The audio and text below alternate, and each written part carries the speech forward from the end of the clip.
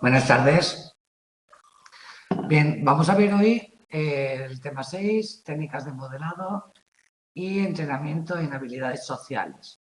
Dos temas diferentes, ¿vale? Aunque están relacionados.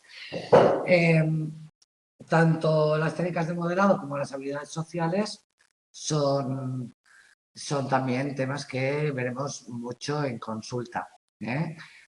Como parte de otros tratamientos y a veces como tratamiento único. Bien, vamos a ver lo que son las competencias sociales de la mano de Bandura y de la mano de Goldfried y de Zurilla, que utilizaron este constructo, esta idea de lo que es competencia social en los años 60-70, y entendían que era la competencia social una capacidad que tiene el individuo, que es hasta cierto punto innata, también aprendida, para adaptarse al entorno. Y esto va a ser un paso adelante en las terapias de segunda generación, terapias de conducta.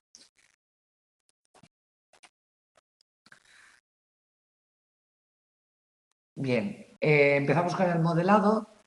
El modelado al final no deja de ser un aprendizaje por imitación. Lo que vamos a ver es cómo se utiliza la imitación, que es algo natural en todos nosotros desde bebés, cómo se utiliza de forma expresa para aprender comportamientos nuevos o mejorar comportamientos que ya, hola Nuria, o mejorar comportamientos que ya tenemos en nuestro repertorio. Ya en el 41, Miller y Dollar consideraron primero que la imitación era un condicionamiento instrumental. Entendían que el modelo era un estímulo discriminativo, es decir, aquello que nos da la señal para iniciar una conducta, y que al hacerlo, al imitar una conducta, si se recibió un refuerzo, entonces esa conducta quedaba reforzada y era más probable que se repitiera, como cualquier condicionamiento. En el 63, Bandura y Walters entienden que no se trata de un aprendizaje directo, que no es una asociación directa entre un estímulo y una conducta y su consecuencia, porque si fuera así, según estos autores, no explicaría cómo aprendemos conductas totalmente nuevas que no están en nuestro repertorio. Luego, también sería muy difícil aprender de esta manera conductas que requieren un encadenamiento, que requiere hacer una cosa, luego otro paso y otro paso. En algunas ocasiones imitamos conductas que no son reforzadas y aún así las incorporamos a nuestro repertorio de conductas. Y también se da el fenómeno de que el condicionamiento requiere que ese condicionamiento haga que se emita una conducta de forma inmediata, ¿no? Y que tenga un refuerzo inmediato para que si fuera un condicionamiento. Y sin embargo sabemos que hay conductas que se aprenden, pero que no son explícitas, es decir, que tenemos ahí un aprendizaje en nuestra cabeza, ¿no? Pues, por ejemplo, los niños aprenden constantemente de lo que ven en su casa, ¿no? De formas de reaccionar, de responder, etcétera, y a veces hasta que no son adultos o hasta el cabo de un tiempo de haber visto determinada conducta no expresan ellos la misma conducta, ¿vale? Entonces, Bandura apuesta por que el aprendizaje que se hace es un aprendizaje observacional o vicario. Es decir, vicario significa que nosotros no es que tengamos que recibir un refuerzo o un castigo para emitir o no emitir una respuesta, por una respuesta que hemos dado nosotros, sino que observamos cómo el modelo tiene un refuerzo o tiene un castigo por emitir determinada conducta y aprendemos de forma vicaria, es decir, que aprendemos sobre las consecuencias que tiene en otra persona determinada conducta. ¿Vale? Esto, bueno, habréis visto muchos vídeos en internet que a mí me hacen mucha gracia. No sé hasta qué punto, bueno, yo no los he probado y no sé hasta qué punto están editados o qué, pero habréis visto de perritos y tal que por ejemplo, se le da un medicamento a un peluche al lado del perro, haces como que el peluche no lo quiere y le pegas con una zapatilla al peluche, ¿no? Y de repente el perro, cuando le das al perro real ese medicamento, se lo come automáticamente, ¿no? Es decir, aprende de forma vicaria. Eso sería un ejemplo de aprendizaje vicario. Ya os digo que simplemente son vídeos graciosos, pero que bueno, están reflejando ese tipo de aprendizaje. No sé si son reales y si son verdad o no, pero sí que representa muy bien el aprendizaje vicario. Bueno, pero además Bandura decía que además de aprender de forma observacional y vicaria, también también median las representaciones simbólicas. Por tanto, incluso si no estamos expuestos directamente al modelo, también podemos aprender. Por ejemplo, si escuchamos que, yo qué sé, pues si un niño escucha que su vecino ha tenido un castigo tremendo porque ha hecho determinada cosa, se queda con esa información. Esa es una representación simbólica. Sé lo que ha hecho, sé cuáles han sido sus consecuencias, porque hay una cognición ahí, he escuchado una cosa, eso es una cognición y a través de la cognición lo aprendo. No hace falta ni siquiera que lo vea directamente. ¿Vale? Por tanto, el modelado, aunque sea una imitación, no necesariamente tiene que tener el modelo presente y un aprendizaje inmediato, ¿no? La forma en la que aprendemos es muy variadita y desde luego no se puede aprender todo de forma directa porque no nos daría la vida para tener suficientes modelos para aprenderlo todo, ¿vale? Para Bandura, los procesos que están implicados en este aprendizaje son 4. La atención, la retención, la reproducción y el proceso de motivación. Es decir, una persona para poder aprender por imitación necesita utilizar todos estos procesos.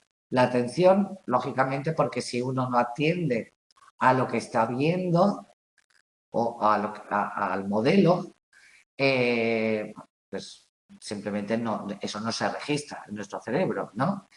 Por tanto, es importante que lo que vemos tenga valor funcional, es decir, que la conducta que nos ponen para imitar o que nos tratan de enseñar sea relevante, porque si yo veo a alguien, yo qué sé, pues un apicultor está yendo miel de un panal, pues igual no le voy a prestar atención porque a mí no me interesa extraer miel de un panal, ¿no? Por lo tanto, tiene que tener valor funcional, tiene que tener también una valencia afectiva, es decir, me tiene que interesar, tengo que sentir atracción hacia esa conducta para prestar atención y que yo quiera repetirla, ¿no?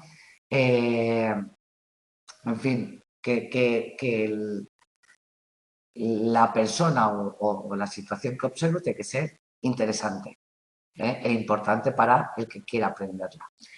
La retención, lógicamente, porque vamos a codificar en nuestro cerebro lo que hemos visto, ¿no? Lo que hemos visto o lo que oímos, o lo que sabemos que ocurre, o las consecuencias que sabemos que van a ocurrir, ¿no? Por tanto, hay una codificación simbólica, ya sea verbal, ya sea por imágenes, y también se requerirá una práctica cognitiva motora, es decir, que tengo que retener cuál es el comportamiento físico que se requiere, y eso también requiere una retentiva, una memoria.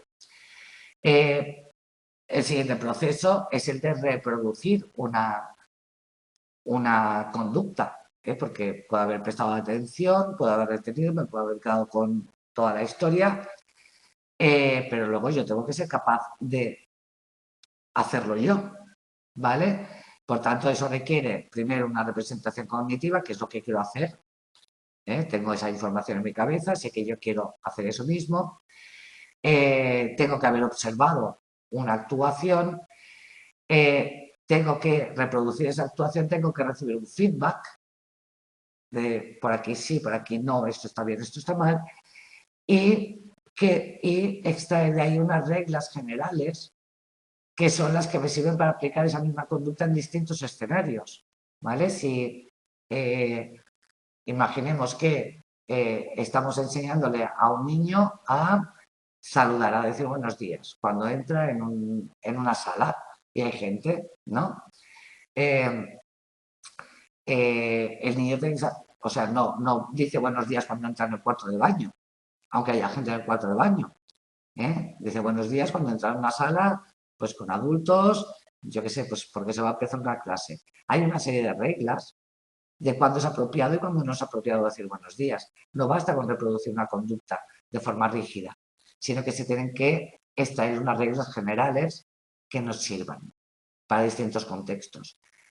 Y no vamos a observar esa conducta en todos los contextos. La observaremos en uno, dos o tres contextos y de ahí extraemos reglas generales. ¿Vale? Y, por último, estaría el proceso de motivación, que son los refuerzos que vamos a obtener por reproducir esa conducta adecuadamente, que pueden ser directos, porque alguien nos felicita, nos dice que lo hemos hecho muy bien, nos da un regalo, lo que sea. Pueden ser vicarios, ver cómo el modelo recibe estos refuerzos, o puede ser autorrefuerzo, automotivación. Oye, qué bien lo he hecho, así voy bien, adelante, Adela, que es lo ideal, ¿no? Que uno tenga una motivación intrínseca para ir adelante con una conducta.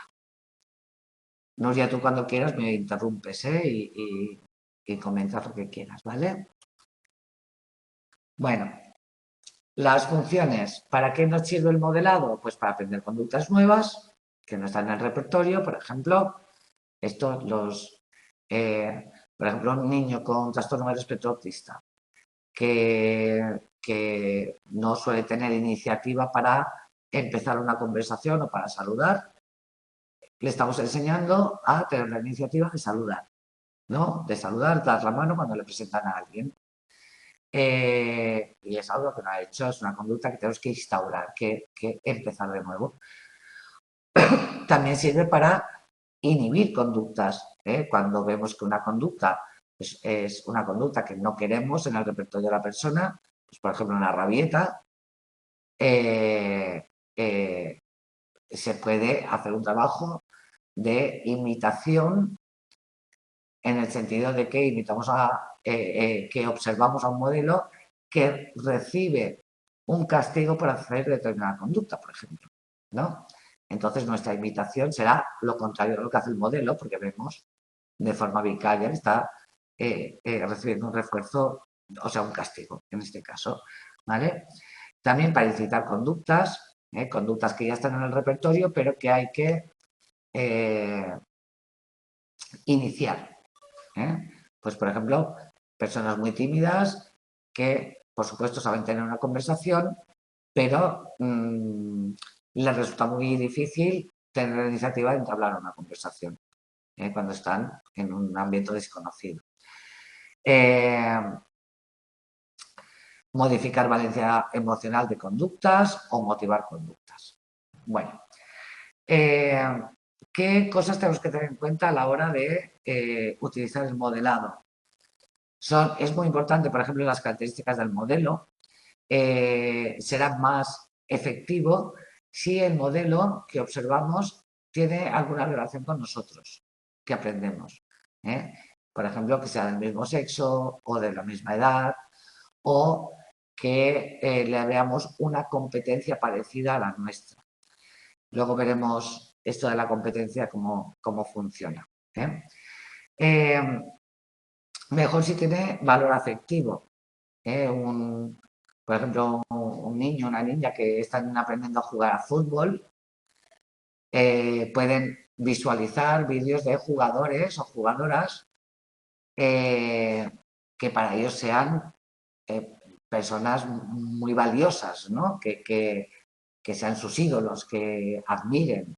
Pues eso será interesante porque ya tiene un valor afectivo que motivará la imitación.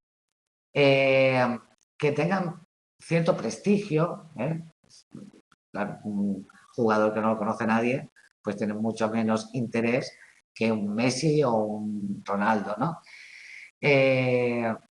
Pero tenemos que tener en cuenta que no sean modelos inalcanzables.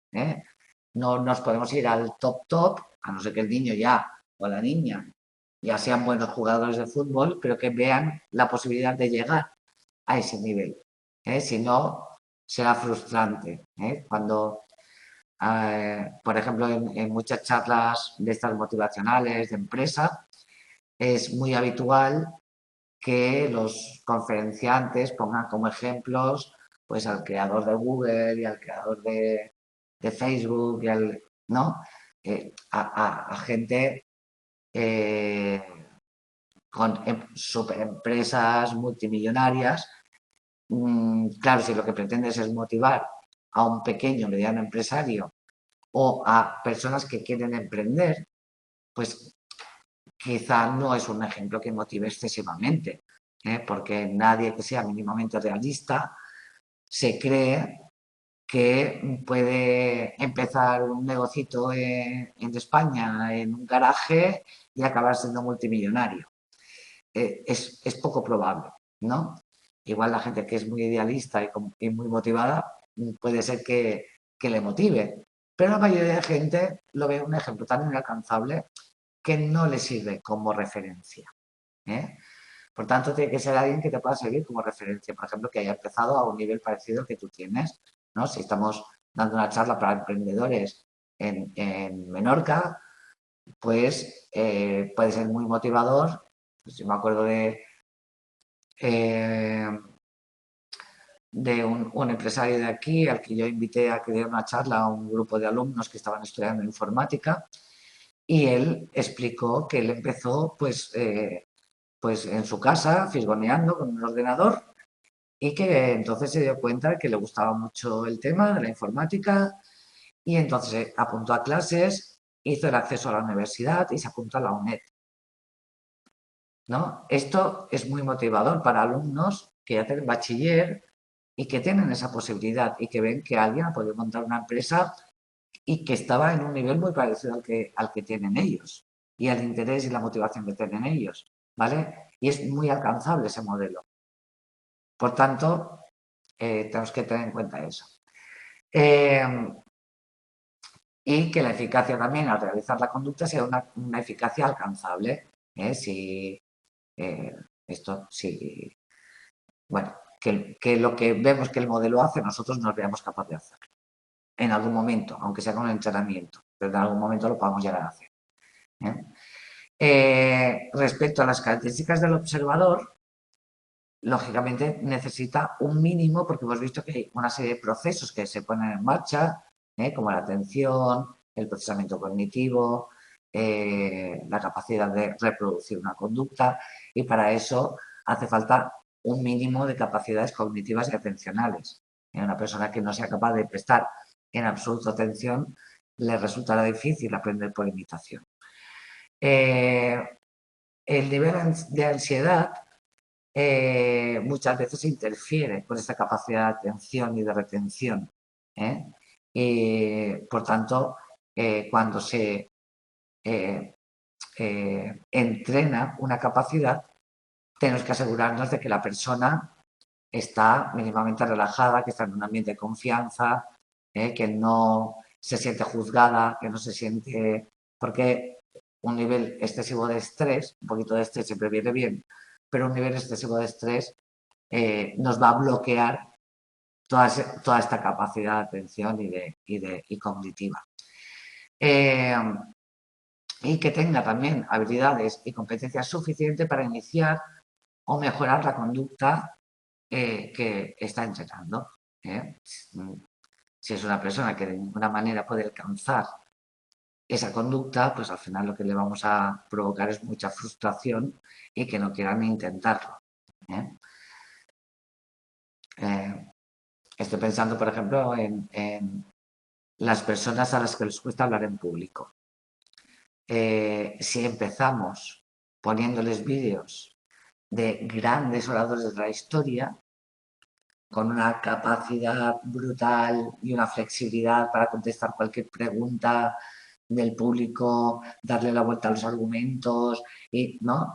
Y que sea un orador o una oradora de estos espectaculares, cuando quizá la persona que solo necesita perder el miedo a hacer una exposición sencilla, cuando vea aquello se va a desmoronar y se va a desmoralizar, porque no se va a ver capaz. O sea, si no se atreve ni a presentarse delante de 4 personas para hacer una presentación, por ejemplo, en una clase de grado medio, no nos pasemos. Le podemos poner quizá vídeos de compañeros o compañeras que han hecho una presentación aceptable, que se han atrevido, pero que también titubean de vez en cuando, que no lo hacen todo perfecto, pero que sí se atreven, para que se den cuenta de que no pasa nada si no eres brillante, que basta con que seas capaz de hacer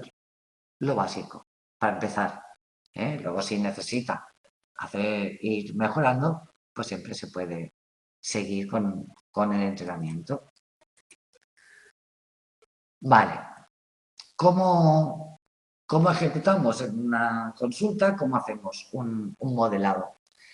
Pues hay una primera fase, que es de exposición, en la que se observa al modelo, real o simbólico. Podemos tener a una persona a la que observamos cómo hace, o nosotros mismos podemos ser modelos. Por ejemplo, enseñamos a saludar, pues yo qué sé, estamos enseñando, por ejemplo, a jóvenes a presentarse a una entrevista de trabajo, ¿no? Y primero hacemos nosotros, mira, pues yo saludo, doy la mano, ¿no? Y le pido a la persona que también dé la mano. Eso es una conducta de imitación en que el modelo es el mismo que está enseñando, puede ser el propio terapeuta. En algunos casos, en otros casos, será un actor, una actriz, un coterapeuta o una persona invitada. O si no contamos con un modelo real, entonces siempre podemos tirar de modelos simbólicos, como puede ser vídeos, vídeos ahí, la tira de absolutamente todo, ¿no? Dibujos, películas,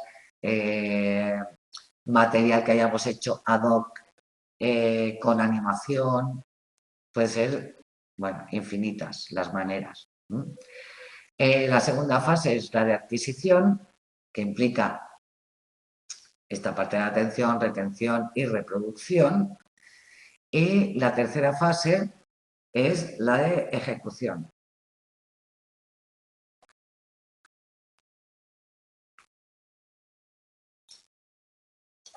Perdonad. Y aquí en la ejecución hay 4 posibles respuestas. Tenemos que decidir qué es lo que pretendemos y qué es lo que vamos a reforzar. Puede ser una imitación específica en que buscamos una conducta exactamente igual. Por ejemplo, una persona que está entrenando gimnasia rítmica y que queremos que entrene un movimiento particular de gimnasia rítmica. Pues, por ejemplo, tirar el aro y recogerlo, ¿no? Y recogerlo pues, de determinada forma. Se reforzará la conducta cuando se consiga hacerla exactamente igual, ¿vale? O puede ser que reforcemos una imitación general, que va a ser similar. Por ejemplo, estamos entrenando en el saludo y voy a reforzar tanto si el saludo es buenos días, como hola, buenos días, ¿qué tal? Como qué tal, buenos días, hola. sea, que lo que necesitamos es que la persona tenga pues una conducta educada, formal, de saludo. No tiene por qué ser exactamente igual que la del modelo, porque eso sería inflexible.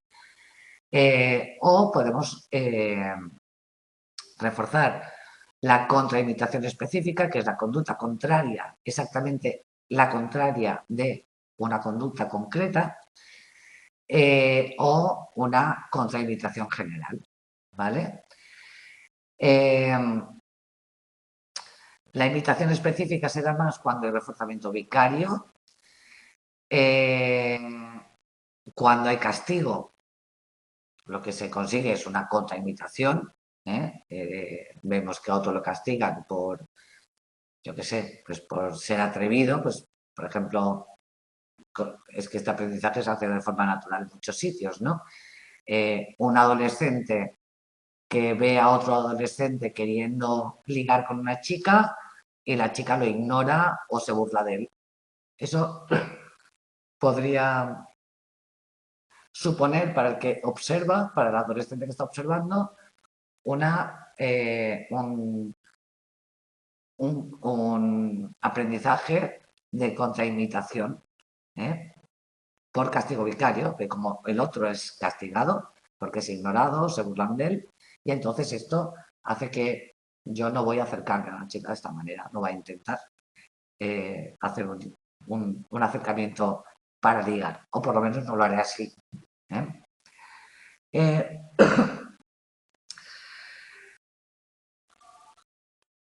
Eh, hablábamos antes de que si el modelo era un experto, es decir, era alguien súper brillante, o podía ser una persona con la que nosotros nos sintamos representados, ¿no? Entonces, ahí está dos modelos de imitación, que es el modelo máster y el modelo coping. El modelo máster es ese modelo en que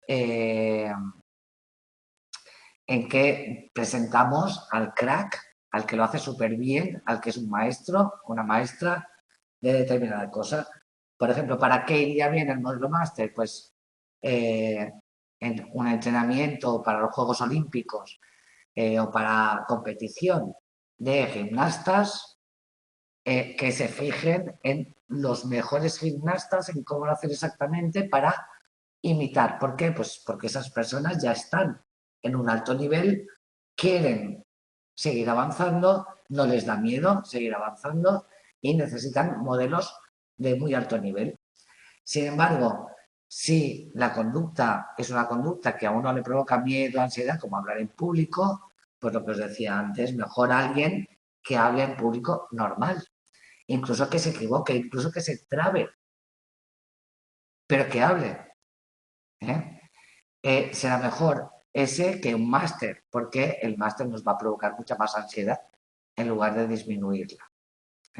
Por tanto, el modelo máster o modelo coping va a depender de, sobre todo, el que aprende, la persona a la que estamos entrenando. Tipos de modelado que nos podemos encontrar, pues modelado en vivo, que en principio tiene la misma eficacia que el modelado simbólico. El modelado simbólico, a través, como comentábamos antes, de películas, cuentos, etc. También puede ser un tipo de modelado simbólico, el encubierto, en el que uno se imagina lo que haría un modelo. Esto, por ejemplo, es muy útil para utilizar con niños. Por ejemplo, un niño que le tiene miedo a la oscuridad, pero o que piensa que tiene muy pocas habilidades o que la gente se va a reír de él o que está inseguro a la hora de tener relaciones sociales y tiene algún superhéroe en su cabeza, ¿no? Por ejemplo, pues es seguidor, pues no lo sé, porque como no tengo niños pequeños, ahora no sé a qué tipo de héroes siguen. Pero bueno, cualquiera que confíen, ¿no? Incluso puede no ser un superhéroe, puede ser otro compañero de clase que ellos consideren que es muy habilidoso, ¿no? Le puedes decir, ¿qué haría fulanito si fuera tú en esta situación? Entonces se lo imaginan para imitar lo que imaginan que el otro haría. ¿Eh? El modelado pasivo es estar en una exposición y hacer la ejecución sin que medie la ayuda del terapeuta o del modelo. El modelado participante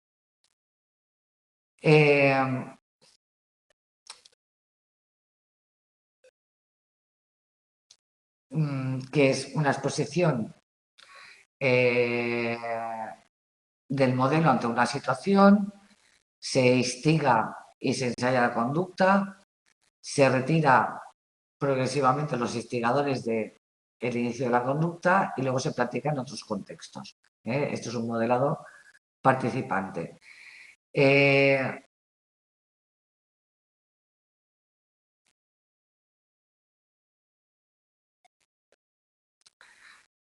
Se utiliza sobre todo cuando hay mucho miedo a afrontar determinadas situaciones, ¿no? Como una desensibilización. Y en ocasiones habrá que diseñar jerarquías de estímulos, porque no deja de tener una parte de exposición. Por último, está luego el automodelado, en que uno observa grabaciones y practica, o sea, el cliente lo hace solo, y el modelado de autoinstrucciones, en el que el modelo se da autoinstrucciones mientras ejecuta una conducta y el que aprende hace lo mismo, imita las autoinstrucciones y hace la conducta. Por ejemplo, Meichenbaum en su programa para los niños y niñas con TDAH utiliza las autoinstrucciones en que primero el profesor hace o sea, en voz alta se va dando autoinstrucciones tipo, primero leo, por ejemplo, para aprender a solucionar problemas de mates, ¿no? Vale, primero leo el enunciado, se dice el profesor a sí mismo, en voz alta, con el alumno al lado. Primero leo el tal, vale, ¿qué me está diciendo? ¿Qué cosas tengo que tener en cuenta? Vale, tengo que tener en cuenta esto, esto y esto. Vale, ¿y ahora qué hago con esto? Pues ahora tengo que pensar en el problema, cómo voy a plantear el problema, etcétera, ¿no? Se va dando autoinstrucciones en voz alta y soluciona el problema delante del alumno.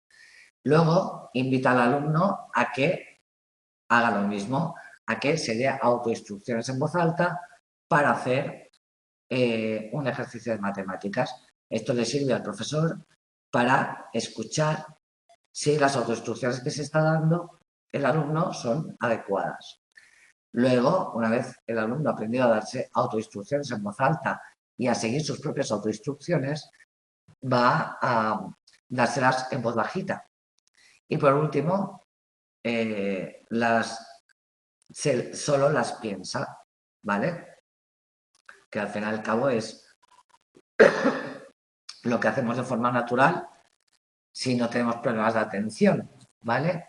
Pero esto es un programa de autoinstrucciones que se da mucho, o sea, que es una de las técnicas que más se usan para los niños con TDAH, o con déficit de atención.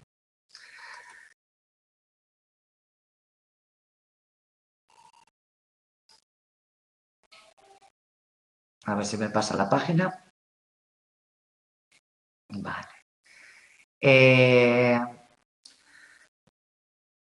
Aunque, bueno, hemos comentado al principio que se suelen dar dentro de un paquete de tratamiento, normalmente cuando, pues igual estamos tratando otro tipo de problemas, pero nos encontramos con que hay conductas que el paciente tiene que mejorar, pues por ejemplo el problema puede ser problemas en la relación de pareja y nos damos cuenta de que es que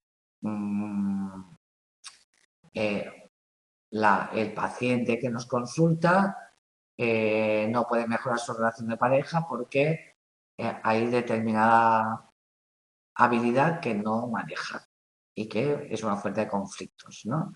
Entonces, ahí introduciríamos como un subtratamiento dentro del tratamiento general que sería de modelado. Pero a veces se hace como único tratamiento, por ejemplo, en el ámbito educativo, en el organizacional, pues muchas técnicas de venta, de atención al cliente, de preparar entrevistas de selección, todo este tipo de cosas se utiliza el modelado, casi siempre pues simbólico o en vivo. También tiene aplicación en el tratamiento de ansiedad, fobias, miedos a tratamientos, intervenciones quirúrgicas, hablar en público, trastornos del comportamiento alimentario, de sobrepeso, de obesidad, todo, bueno, hay toda una serie de aplicaciones. Algunos estudios están mostrando mayor eficacia en el modelado participante frente al modelado en vivo, sin ayuda. Bueno, pues seguramente porque tiene más componentes. Yo os he puesto aquí un par de enlaces donde se aplica el modelado, pues para que veáis artículos de investigación en el que se ha utilizado esta técnica y bueno, pues que veáis aplicaciones que ya están investigadas. Bueno, y nos vamos al entrenamiento de habilidades sociales, también un campo enorme dentro de la psicología, que se utiliza también en muchas áreas, trabajo, en educación, en terapia mucho, porque en muchas ocasiones los problemas, sobre todo los relacionales, tienen mucho que ver con un déficit de habilidades sociales que hay que entrenar y mejorar. Entonces, el entrenamiento de habilidades sociales es un conjunto de técnicas dentro de un tratamiento cognitivo-conductual cuyo objetivo es mejorar la calidad de las relaciones interpersonales de comunicación y de relación. Vale, esto es la definición de Segrin. ¿Por qué necesitamos mejorar habilidades sociales? Pues porque muchas veces ese déficit de habilidades sociales está tras el aislamiento, el fracaso escolar, la delincuencia infantil o juvenil, la ansiedad social, los problemas de pareja, problemas en el trabajo. Es muy habitual que el déficit de habilidades sociales pueda provocar todo este tipo de problemas. Los orígenes los encontramos en Salter, en los años 40.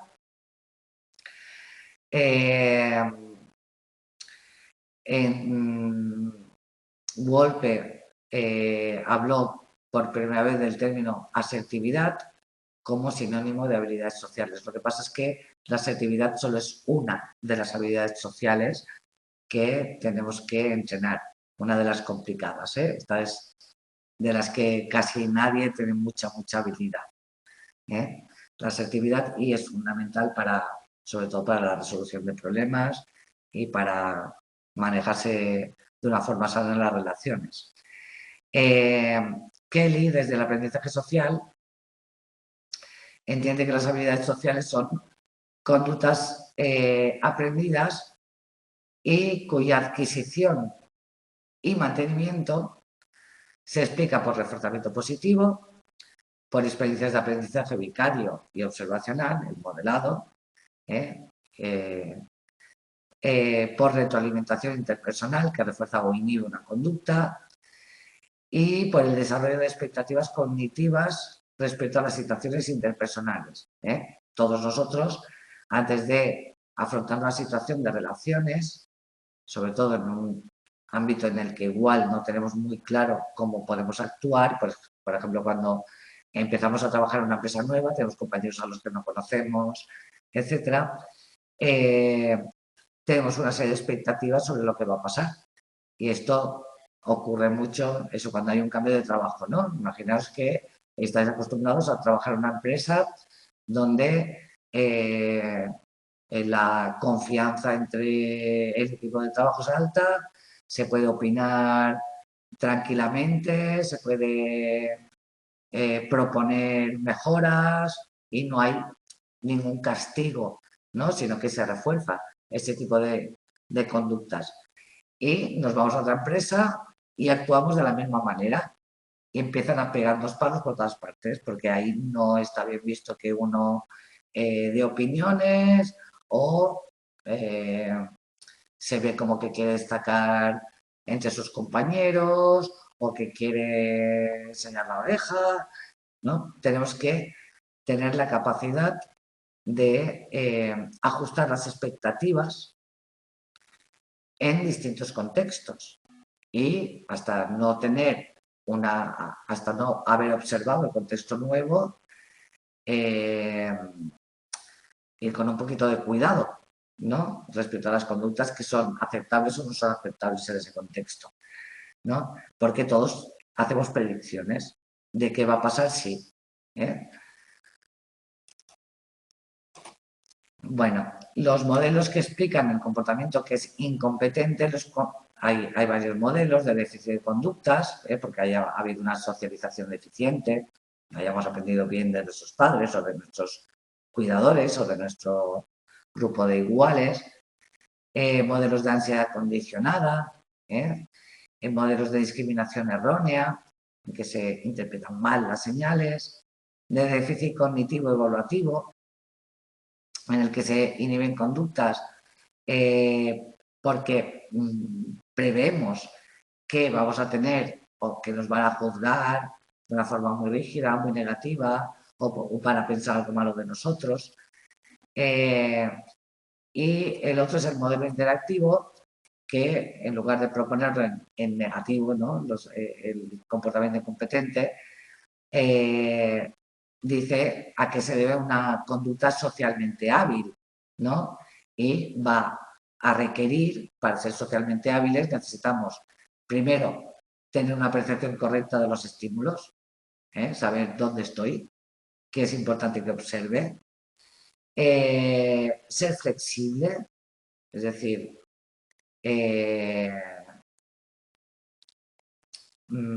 a la hora de manejarme en distintos entornos, en distintos contextos, tengo que observar y flexibilizar mi conducta, seleccionar dentro de un repertorio la mejor opción de respuesta y ser capaz de emitir esa respuesta que es la adecuada en ese contexto. Una conducta incompetente se puede deber a cualquiera de estos factores que hemos visto, o a uno o a varios de estos factores. Vale, ¿cuáles son las habilidades sociales que vamos a entrenar o que se espera que una persona tenga? Pueden ser habilidades conductuales, tanto no verbales como paralingüísticas, como verbales como mixtas, y cognitivas, percepción de ambientes, es decir, saber, entender cuál es un comportamiento adecuado en un ambiente concreto, si tiene que ser más distante, si puede ser más familiar, si puedo hacer una broma, si no la puedo hacer, ese tipo de cosas, esto es una habilidad. Y luego variables cognitivas como la competencia cognitiva, que es conocer conductas, costumbres, empatía, ser capaz de ponerse en el lugar del otro, ser capaz de solucionar problemas, tener habilidad para la percepción social e interpersonal, que esto es una super habilidad, saber manejarse con las expectativas, tanto de autoeficacia como las expectativas de cuál va a ser el resultado de mi conducta, saber autorregularse y darse autoinstrucciones adecuadas. Y por último estarían los cambios fisiológicos que es el ser capaz de tener cierto autocontrol, ¿no? De mi respiración, de mis pulsaciones, que eso también se puede entrenar con respiraciones, por ejemplo, con meditación, con técnicas de relajación, etcétera, etcétera. Habilidades concretas, que son las que entran en casi todos los programas de habilidades sociales. Puedes iniciar y mantener conversaciones, hablar en público, decirle a alguien algo agradable o hacer una crítica, defender los propios derechos, ahí está la asertividad, pedir favores, rechazar peticiones, hacer cumplidos, aceptarlos, expresar opiniones, incluso cuando uno no está de acuerdo con los demás, poder decir que algo no nos agrada o que algo nos enfada sin comportamientos que sean disruptivos, disculparse o admitir que uno no conoce o que no sabe o que no sabía, pedirle a otro que cambie una conducta, eso también es parte de la asertividad, afrontar críticas. Todos somos hábiles en algunas de estas habilidades y somos incompetentes o no demasiado competentes en otras. Pues, por ejemplo, hay mucha gente que es muy buena expresando amor y afecto, pero no es buena recibiendo afecto o expresiones de cariño, ¿no? O es muy buena haciendo favores, pero no admite que le hagan ningún favor. Bueno, o puede aceptar muy bien los cumplidos y muy mal las críticas, o al revés, ¿no? Siempre cojeamos más de un lado que de otro. Por tanto, nadie es experto en todas las habilidades sociales, eso es imposible. Y es un continuo, es algo que siempre se puede mejorar. ¿Cómo hacemos el entrenamiento en habilidades sociales? Antes de empezar, nos tenemos que asegurar de que el cliente entiende los elementos básicos de la conducta adecuada y que está preparado. Siempre utilizamos el refuerzo, nunca el castigo. El castigo para entrenar habilidades sociales no tiene ningún sentido, porque no estamos intentando eliminar una conducta, estamos intentando incrementar, mejorar o iniciar una habilidad, una forma de hacer las cosas adecuada. Por tanto, todo acercamiento hacia una mejora en esa habilidad lo vamos a ir reforzando, sobre todo al principio. A veces necesitaremos, antes de empezar a trabajar, técnicas de reducción de ansiedad, de modificación cognitiva, como reestructuración cognitiva, pues, por ejemplo, cuando alguien no es capaz de, pues, por ejemplo, de pedir un favor porque piensa que todos van a pensar que es un fracasado, ¿no? Entonces ahí hace falta una reestructuración cognitiva. Entender que pedir un favor no implica que seas un fracasado, implica que, o sea, la vulnerabilidad es algo aceptable en todos, ¿no? Y los demás no nos van a juzgar por eso. Y al revés, ¿no? Se pueden alegrar de podernos hacer un favor. Sobre todo si están acostumbrados a que nosotros lo hagamos. Puede hacer falta un entrenamiento en solución de problemas, que muchas veces no está tampoco en el repertorio. Y ya luego el de habilidades sociales. Si no tenemos en cuenta todo eso que está interfiriendo en las habilidades sociales, por ejemplo, que uno, por ejemplo, hay la asertividad, que es una de las habilidades complicadas. Claro, ¿por qué la gente no quiere ser asertiva? ¿Por qué no defiende sus propios derechos? A veces, porque directamente cree que no se lo merece. Reestructuración cognitiva primero, ¿vale? Porque piensa que los demás van a dejar de quererle. Reestructuración cognitiva, tenemos que ver qué hay ahí detrás, ¿no? Cuando he pedido algo, ¿qué consecuencias ha recibido? Puede haber un aprendizaje de que esa conducta ha sido castigada. Entonces necesitamos un poco volver atrás. En fin, que ahí pueden estar interfiriendo muchas cosas que no podemos ir a saco a manejar una habilidad social complicada si no sabemos cuál es el motivo de que esa habilidad no se lleve a cabo. Si solo es falta de competencia o hay cosas que están interfiriendo que pueden ser muy ansiógenas para el paciente. Cuando evaluamos, hacemos en la evaluación hacemos un diseño de intervención. Vamos a ir combinando técnicas de evaluación, como la entrevista, lógicamente, cuál es la demanda, pero en la propia entrevista y en todas las interacciones que tenemos con la persona, ya estamos observando, no es lo que la persona nos dice, ¿no? Es también lo que observamos. Una persona nos puede decir que no tiene problemas para comunicarse, pero está mirando hacia el suelo, se le desplaza las manos, está encogida, no nos mira a los ojos. Por lo tanto, nosotros tenemos a la persona delante y podemos poner a prueba cualquier tipo de comportamiento que formará parte de la evaluación. Se pueden utilizar autoinformes, normalmente se combinan todas estas técnicas, como medidas de habilidad social, medidas de ansiedad social, tenéis todos los instrumentos en la página 317. Medidas de condiciones ante una interacción social, qué temor tienes ante una evaluación negativa, con qué frecuencias tú te dices cosas positivas o negativas ante una situación determinada. También nos puede ayudar mucho los informes de personas allegadas, porque es difícil que a veces autoobservemos con objetividad nuestra propia actuación, que igual es muy buena, pero nosotros pensamos que somos desastrosos, ¿no? Entonces, tener opiniones de alrededor, de personas que nos conocen y que nos quieren ayudar. Ojo, que también hay que tener muy en cuenta de qué manera afecta una mejora a la gente que hay alrededor, sobre todo cuando hablamos de relaciones de pareja. Puede ser que el entrenamiento de la asertividad a un miembro de la pareja no le convenga al otro miembro, y entonces boicotea en lugar de ayudar.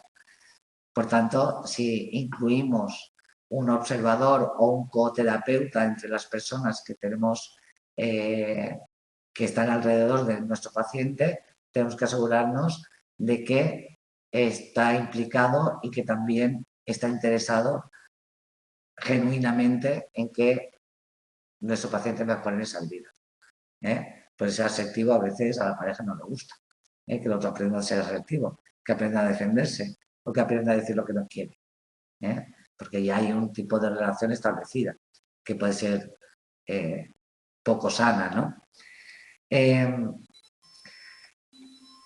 También la autoobservación del registro y la observación por parte de personas externas en situaciones naturales o en situaciones simuladas. Podemos hacer pruebas de interacción estructuradas o semiestructuradas como si fueran tipo role-playing, ¿no? En cuanto a la intervención, haremos una primera explicación global y una explicación específica en cada sesión, con instrucciones concretas de qué es lo que vamos a entrenar, qué conducta concreta vamos a entrenar. Muchas veces este tipo de entrenamientos se hacen en grupo.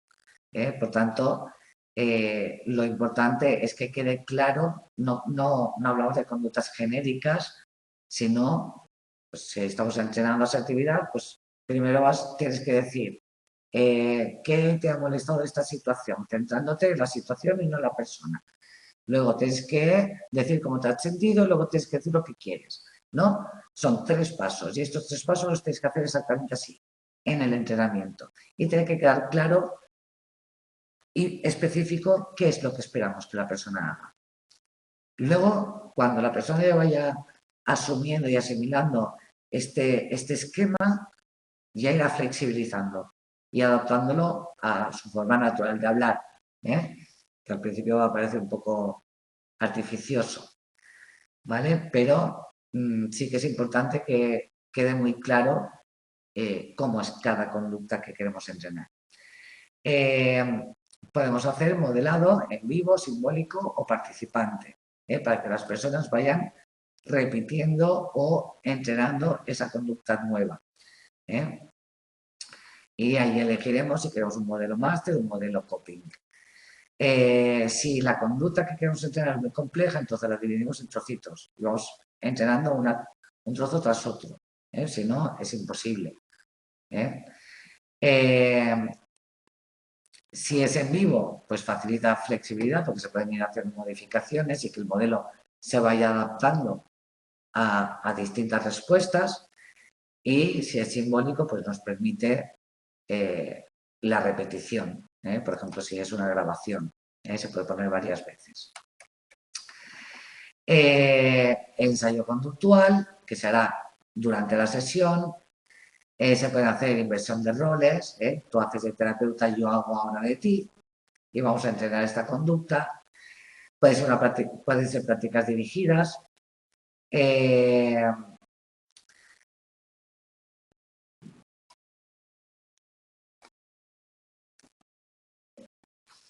Los ensayos siempre van a ser cortos, no demasiado complejos, es decir, si estamos entrenando una parte, entrenamos esa parte y en la siguiente sesión entrenaremos otra.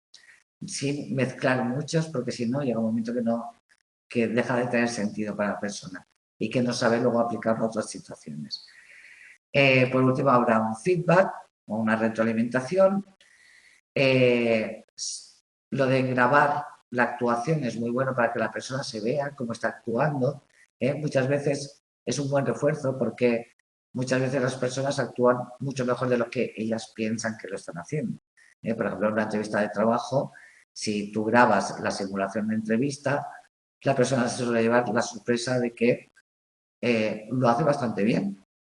Lo que pasa es que mientras lo está haciendo, como está ansioso, como siente nervios y tal, le parece que balbucea, le parece que lo hace mal, le parece que los nervios se notan y cuando se ve grabado se da cuenta de que eso no ocurre, que por fuera no se ve lo que él siente por dentro, ¿no? Por tanto, el verse en una grabación suele servir de refuerzo, pero además nos puede servir para matizar aspectos que la persona no reconoce mientras está actuando, pero sí que reconoce cuando se ve, ¿no? Por ejemplo, pues, posturas corporales se ven muy bien en una grabación que a veces no son adecuadas.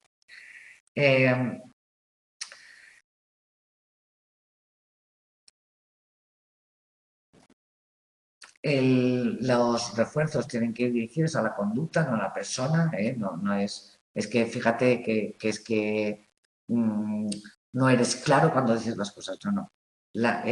Lo que has dicho no queda claro en esta situación, ¿no? Si lo dices de esta otra manera, quedará más claro.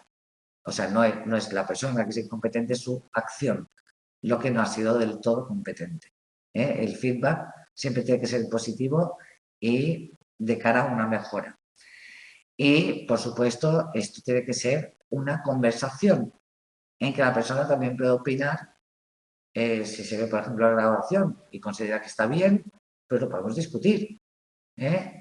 Podemos no estar de acuerdo, podemos incluso pedir una segunda opinión. Bueno, que esto es para la mejora de nuestro paciente, por tanto, tiene que estar de acuerdo en cómo consideramos que, o sea, en cómo considera que tiene que hacer las cosas también. El reforzamiento normalmente es verbal,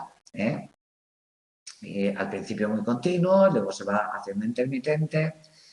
Entre sesiones lo ideal es dar tareas para casa, de forma que esta persona vaya generalizando estas conductas en contextos distintos, cuando esté preparado para hacerlo y para recibir un feedback positivo, si es posible. Cuidado en qué momento aplica, porque si todavía no está bien entrenado, por ejemplo, en la asertividad, iniciar pruebas de asertividad en su casa, con su pareja, con la que tiene problemas, no es una buena idea, porque a la que le pegue un bufido a la pareja, esta persona va a retroceder y a recular y le va a coger miedo a ser asertivo. Por tanto, vamos a tratar de que entrene en situaciones en las que el resultado puede ser positivo al principio. También podemos pedirle que vaya entrenando autoinstrucciones, relajación, en fin, todas estas cosas que vamos a entrenar en paralelo. Tenemos eso, que asegurar el éxito cuando damos tareas para casa. Si no, es muy peligroso, porque recibirían un castigo. Por tanto, nos tiraría por tierra todo el trabajo que hemos hecho. Y también es muy importante que el cliente tenga en cuenta que el que tú lo hagas bien no significa que la persona vaya a responder como tú quieres. Esto ocurre mucho cuando, cuando en relaciones de pareja se utiliza el entrenamiento en asertividad. Que te dice, bueno, pues yo lo hago todo bien, pero igualmente, pues mi pareja sigue sin hacer lo que yo espero que haga. Bueno, claro, no tiene por qué hacer lo que tú esperas que haga, pero tú tienes que podérselo pedir correctamente, que es un cambio de conducta, sin pegarle una bronca, sin montar un pollo, tú se lo pides, dices que tú te sientes mal con esta conducta y que te gustaría que hiciera otra, pero tu pareja tiene que tener la libertad de hacerlo o de no hacerlo. Por tanto, que tú lo hagas bien no implica automáticamente un éxito, o que el otro te responda como tú esperas. Se puede aplicar tanto individual como de forma grupal. Bueno, y también os he dejado aquí un par de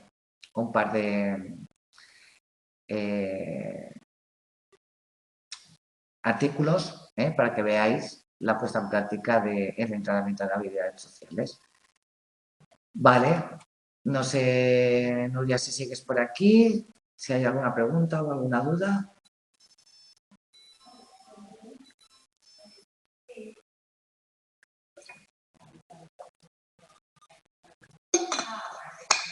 Vale, nos vemos entonces la semana que viene, ¿vale? Venga, hasta luego. Gracias.